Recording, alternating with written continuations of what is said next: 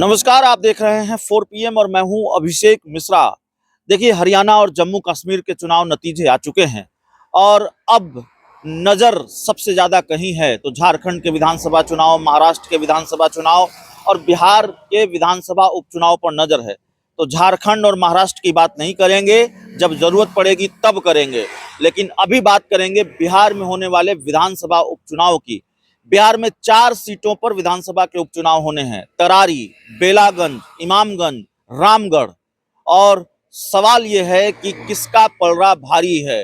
अगले एक महीने में अगर बिहार में उपचुनाव होते हैं या होने वाले हैं, जो कि तय है कि नवंबर महीने में बिहार में उपचुनाव होगा, तो फिर बाजी किसके हाथ जाएगी। इन 4 सीटों पर उपचुनाव कौन जीतेगा, किसका पलड़ा भारी है, गणित क्या है, सब कुछ हम बताएंगे आपको। सब कुछ समझने की कोशिश हमने की है और आपको बताएंगे, अपने जरिए आपको बताएंगे कि 4 सीटों पर उपचुनाव में क्या होने जा रहा है। संभावित रूप से हम कोई भविष्यवाणी नहीं करने जा रहे हैं, लेकिन तथ्यात्मक तरीके से उसका आकलन जो हमने किया है वो हम आपके सामने रखने जा रहे हैं। देखिए, क्या ये मान लिया जाए कि हरियाणा में चूंकि भारतीय जनता पार्टी जीत गई है, हारी हुई बाजी जीत गई है, तो बिहार में भी एनडीए जीत जाएगा? क्या ये आधार होगा कि हरियाणा विधानसभा चुनाव एनडीए जीत गई है तो बिहार में भी एनडीए उपचुनाव जीत जाएगी? नहीं हो सकता। क्या ये मान लिया जाए कि लोकसभा चुनाव में बेहतर परफॉर्मेंस एनडीए का रहा है? हालांकि बेहतर परफॉर्मेंस नहीं कहा जा सकता, क्योंकि स्ट्राइक रेट बहुत कमा है, सीटें घट गई हैं बहुत सारी। 9 सीटों का नुकसान एनडीए को बिहार में हुआ है। लेकिन अगर एनडीए 30 सीट जीत कर आया है लोकसभा चुनाव में 2024 में, बिहार की 40 में से 30 सीटें एनडीए ने जीती हैं, तो क्या मान लिया जाए कि बिहार का उपचुनाव भी एनडीए जीत जाएगा? सेमीफाइनल एनडीए के नाम होगा? नहीं माना जा सकता। क्यों नहीं माना जा सकता, आप सुनिए। बिहार में लोकसभा चुनाव के बाद पहला उपचुनाव हुआ रुपौली विधानसभा सीट पर। बीमा भारती वो चुनाव हार गई। आरजेडी की उम्मीदवार थी, हार गई, तो इंडिया गठबंधन भी हार गया। जेडीयू ने कलाधर मंडल को उम्मीदवार बनाया था, कलाधर मंडल भी हार गए, तो एनडीए भी वो चुनाव हार गया। और जीता कौन? तो निर्दलीय शंकर सिंह वहां से चुनाव जीते। अब जिन 4 सीटों पर उपचुनाव होने हैं, जरा उनका गणित भी समझ लीजिए। सबसे पहले तो इंडिया गठबंधन का, महागठबंधन का पलड़ा इसलिए भारी है क्योंकि इन 4 में से 3 सीटें इंडिया गठबंधन की ही हैं। सिटिंग सीटें इंडिया गठबंधन की है और गढ़ है इंडिया गठबंधन का। तरारी, सुदामा प्रसाद विधायक थे, सीपीआईएमएल का गढ़ माना जाता है और सीपीआईएमएल के किले को भेदना आसान नहीं होगा। हम फिर करें, हम भविष्यवाणी नहीं कर रहे हैं, लेकिन सीपीआईएमएल की वो सीट रही है तरारी, और सीपीआईएमएल के किले को भेदना, तरारी के किले को भेदना एनडीए के लिए बहुत मुश्किल है, आसान नहीं है। रामगढ़ आरजेडी का गढ़ है और ये भी बड़ा चुनौतीपूर्ण है। ये सिटिंग सीट है आरजेडी की। बेलागंज सिटिंग सीट है आरजेडी की, बेलागंज भी आरजेडी का गढ़ है। जहानाबाद के आसपास की वो सीट है और जहानाबाद से अभी आरजेडी के सुरेंद्र यादव जीत कर आए हैं। और जब आरजेडी का खाता नहीं खुला था 2019 में, तब भी सुरेंद्र यादव एक तरह से जीतते जीतते हार गए थे, बहुत कम वोटों से वो चुनाव हारे थे। तो माफ कीजिएगा, बेलागंज में बड़ा प्रभाव है। तो ऐसे में एनडीए इस सेमीफाइनल को जीत लेगा, ये कहना बड़ा मुश्किल है, ये बहुत मुश्किल है। और बहुत सारी चुनौतियां हैं इस वक्त एनडीए के साथ। ये जो तर्क है, तथ्य है, सिर्फ इतना ही नहीं है, बहुत सारी चुनौतियां हैं एनडीए के पास, एनडीए के साथ। चुनौती एक यह भी है कि जिसके भरोसे बीजेपी के नेताओं ने स्वीकार किया कि जिसके भरोसे नैया पार लगी है, नीतीश कुमार के भरोसे, तो नीतीश कुमार की अपनी पार्टी में सब कुछ ठीक नहीं है। वो एनडीए का बेड़ा कितना पार लगा पाएंगे, यह भी अपने आप में सवाल है। नीतीश कुमार एनडीए की नैया कितनी पार लगा पाएंगे, वो भी अपने आप में सवाल है। उनकी पार्टी में क्या चल रहा है यह भी बताने की जरूरत नहीं है, उनकी पार्टी में क्या चल रहा है यह भी सब जानते हैं।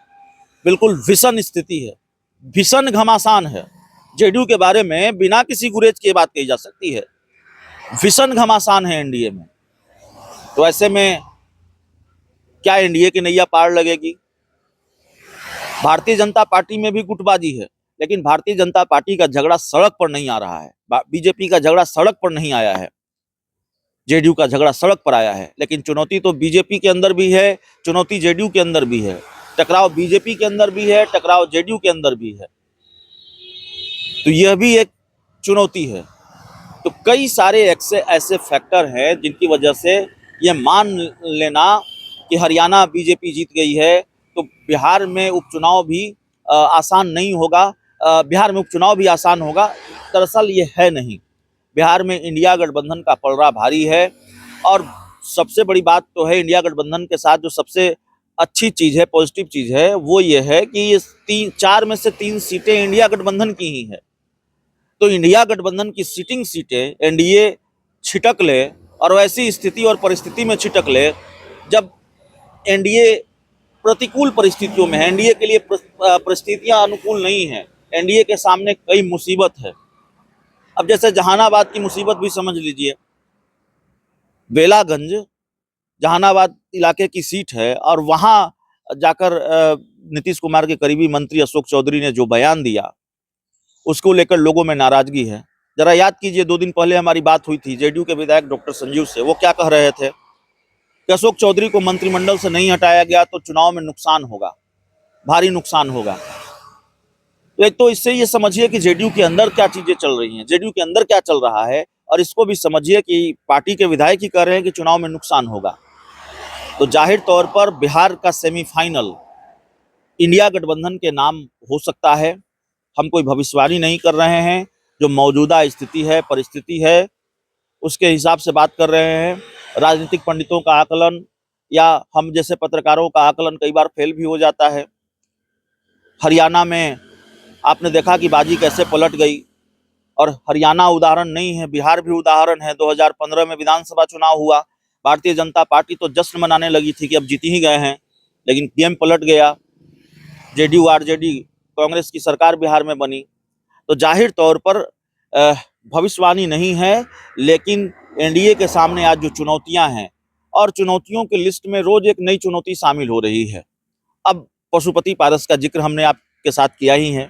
पशुपति पारस करें, तरारी में हम उम्मीदवार उतारेंगे, एनडीए के सहयोगी दल हैं, भाजपा के साथ है, और कहते रहे कि हम भाजपा के ईमानदार सहयोगी हैं, लेकिन अब वो कह रहे हैं कि हम तरारी में उम्मीदवार उतारेंगे। तो जाहिर तौर पर ये लड़ाई आसान नहीं है एनडीए के लिए। बिहार में 4 सीटों पर जो चुनाव हैं, सेमीफाइनल है। फाइनल में क्या होगा, फाइनल में हम ये नहीं कह सकते कि एक तरफा लड़ाई होगी। इंडिया गठबंधन बहुत भारी है, ऐसा नहीं है, लेकिन इंडिया गठबंधन से मुकाबला एनडीए के लिए आसान नहीं होगा। और इस बार बिहार विधानसभा चुनाव में कुछ भी हो सकता है। पिछली बार ही 2020 का मैच हुआ था, तेजस्वी यादव जीतते जीतते हार गए थे। हालांकि आरोप लगाया आरजेडी ने कि खेल हुआ, सरकार ने दुरुपयोग किया, सरकार ने खेल किया, और तब तेजस्वी यादव हारे। आरोपों में कितनी सच्चाई है हम नहीं जानते हैं, लेकिन इस बार उससे ज्यादा भीषण मुकाबला होगा बिहार के विधानसभा चुनाव में, और दिलचस्प मुकाबला होगा। और बिहार उपचुनाव के मुकाबले को भी कम मत समझिए। और चुनौती एनडीए के लिए है, इंडिया के लिए नहीं है। हालांकि लड़ाई टकराव वाली है, तो आप बिल्कुल नहीं कह सकते कि चुनौती बिल्कुल नहीं है, लेकिन मुश्किल लड़ाई अगर किसी के लिए है तो ज्यादा मुश्किल एनडीए के लिए है। बहुत बहुत धन्यवाद।